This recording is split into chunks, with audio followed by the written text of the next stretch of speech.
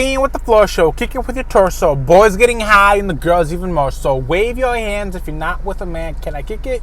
Yes, you can. I got funk. You got soul. We got everybody.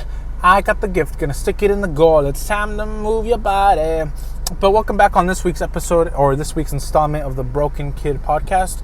We are back here, and I am in my car because my wife kicked me out because of my addiction. Just kidding. I don't have a wife.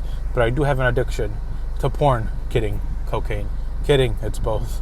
But on a further note, today I was at the coffee shop, and this was an awkward moment. I was at the coffee shop, and, I ordered my coffee, and I was going to go to the smoke shop next door.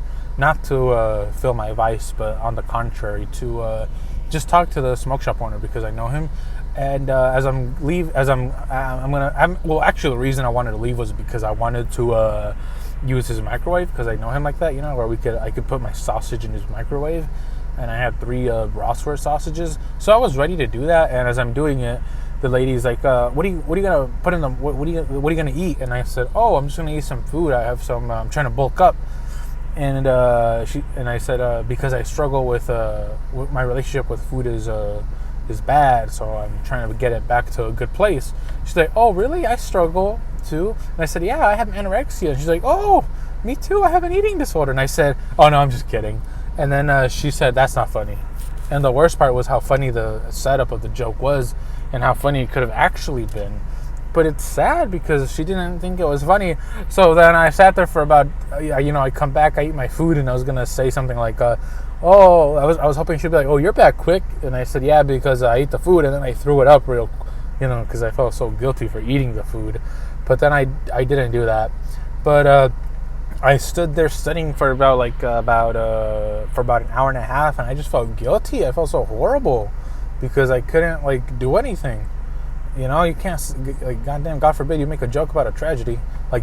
People who were never attached to the 9/11 tragedy. This is bullshit about 9/11. They say we suffered as a tragedy. It's like, no. The people on the fucking planes and the fucking people in the Twin Towers and the Pentagon fucking suffered. The fuck? What does some Joe Schmo who lives next to me have to fucking cry about? Right? Or is that just me?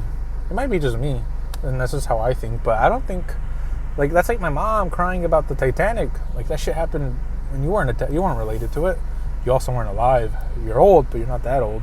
But, no, in this whole thing, I'm tying it back to why I'm how quitting gardening is so bad. I don't cut my grass. I don't cut my weeds anymore. I don't roll them or anything. I don't chop them. I don't grind them up or anymore. I don't even put them in the paper. I mean, the garbage. Quitting gardening is not a euphemism for stopping to smoke weed, and that's not at all what it is. It's really genuinely me talking about why I'm quitting cutting grass, not weed. Shit, god damn it. But anyhow, ever since I stopped smoking weed, yes, my memory has improved, but also with that comes the coming back of all the bad things I did. So it's kind of like I hate myself, and I have to live with the shame and guilt of being a fucking terrible person. But it's all good, It's all good as long as I don't kill myself. And God knows I tried that a few years ago. But I just had In-N-Out, and it was really... And the people there love me. I'm not going to say which In-N-Out.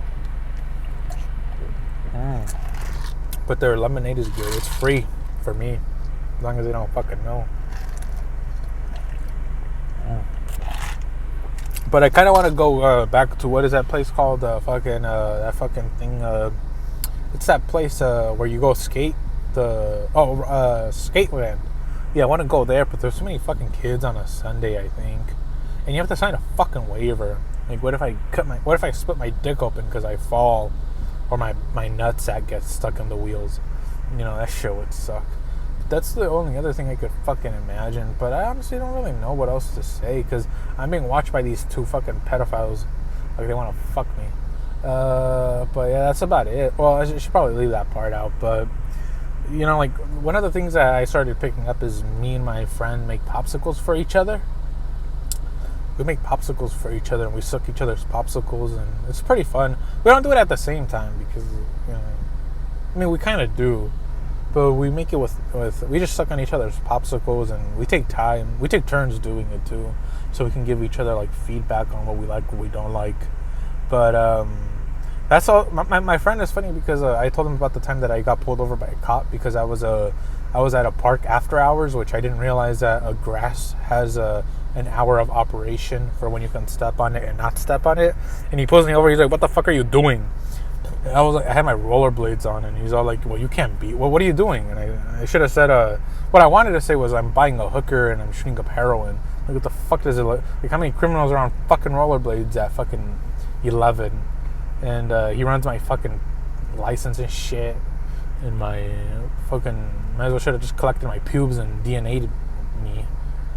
But I told him he looked like he was a fucking like a high school pedophile. And he said he didn't like that, but that just goes to show how what a crazy world we live in. But that's pretty much the end of this podcast, unless there's something more to say.